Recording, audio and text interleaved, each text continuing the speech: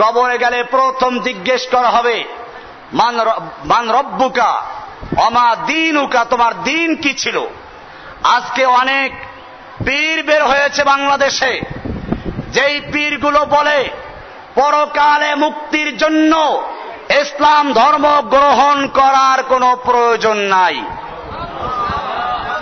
হিন্দু বৌদ্ধ খ্রিস্টান যে হোক না কেন, যে যার ধর্মে বসে তার পালন কর্তাকে ডাকলে পরে পরকালে মুক্তি পাওয়া যাবে, এই বিশ্বাস এই ঢাকার শহরে কিছু পীর আছে। দেওয়ানবাগী পীরের বইতে আছে, মাঝবান্ডারির পীরের বইতে আছে, আটরশি পীরদের আকীদা এরকমই যে পরকালে মুক্তির জন্য ইসলাম ধর্ম গ্রহণ করার কোনো প্রয়োজন নেই। এজন্য তাদের দরবারে সব রকমের লোকেরা আসে, সব রকমের লোকেরা তাদের মুরিদ হয়, সবক নেয়। ও আমার জাতি, এবারে আমরা আল্লাহকে জিজ্ঞেস করব যে আল্লাহ পরকালে মুক্তি পাওয়ার জন্য ইসলাম ধর্ম গ্রহণ করা জরুরি কিনা। আল্লাহ রাব্বুল আলামিন কোরআনুল কারীমে স্পষ্ট করে বলে দিয়েছেন। আল্লাহ তাআলা বলছেন, ওয়ামাইয়াবতাগি গায়রাল ইসলামে দীনান ফালাই ইউকবালা মিনহু ওয়া হুয়া ফিল আখিরাতি মিনাল খাসিরিন।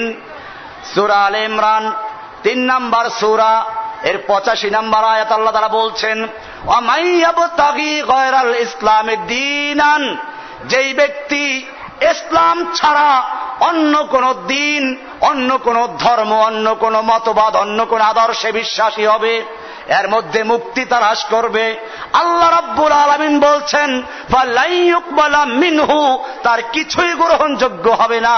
ওয়া হুয়া ফিল আখিরাতি মিনাল খাসিরিন, সেই ব্যক্তি পরকালে ধ্বংস হবে, ক্ষতিগ্রস্ত হবে, জাহান্নামী হবে। অমুসলমান জাতি, আল্লাহ তাআলা পরিষ্কার জানিয়ে দিলেন পরকালে মুক্তি পেতে হলে ইসলাম গ্রহণ করতে হবে। ইসলামে প্রবেশ করা ছাড়া যত বড় ইবাদত করুক, যাই করুক না কেন, যত বড় পীরের মুরিদ হোক না কেন, তাসবিহ তাহলিল করুক না কেন, সে জাহান্নামে যাবে, কাফের হবে, সে ব্যক্তি পরকালে মুক্তি পাবে না।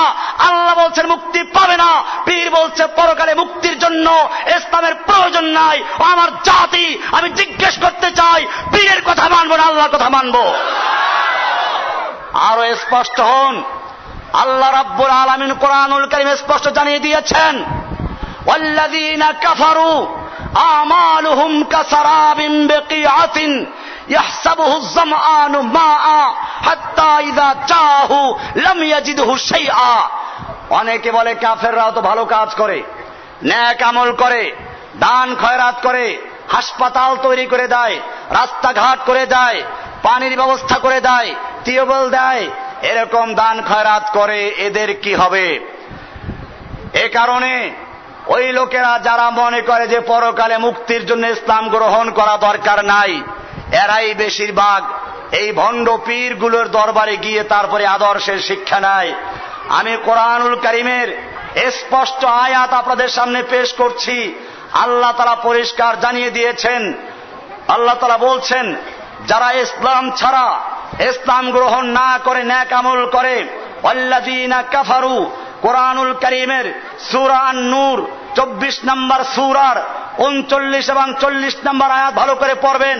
আল্লাহ তাআলা বলছেন ওয়াল্লাযীনা কাফারু, জেনে রাখো যারা কাফের, আমালুহুম কাসারাবিন বিকিআতিন, তাদের যে নেক আমলগুলো, রাস্তাঘাট করে, এরকম দান খয়রাত করে, টিউবওয়েল দেয়, হাসপাতাল দেয়, আল্লাহ বলছেন আমালুহুম কাসারাবিন বিকিআতিন, তাদের আমলগুলো হচ্ছে মরীচিকার মতো।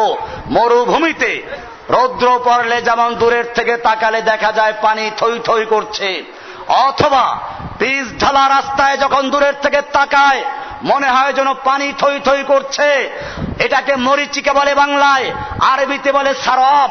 আল্লাহ তাআলা বলছেন কাসারাবিন বিকিআতিন, চাটিল ময়দানে, মরুভূমিতে যেরকম দুপুরের রোদ্রে দেখা যায় পানি থই থই করছে, কাফেরদের যত ভালো আমল, নেক আমল হোক না কেন, এগুলো সবগুলো মরীচিকার মতো, আখিরাতে কোন রকম তারা নাজাত পেতে পারে না।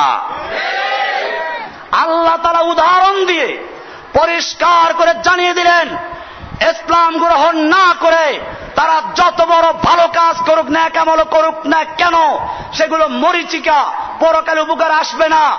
পীর বলল পরকালে মুক্তির জন্য ইসলাম গ্রহণ করার দরকার নাই। ও আমার জাতি, চিৎকার মেরে বলো, পীর সাহেবের কথা মানবো না, আল্লাহর কথা মানবো।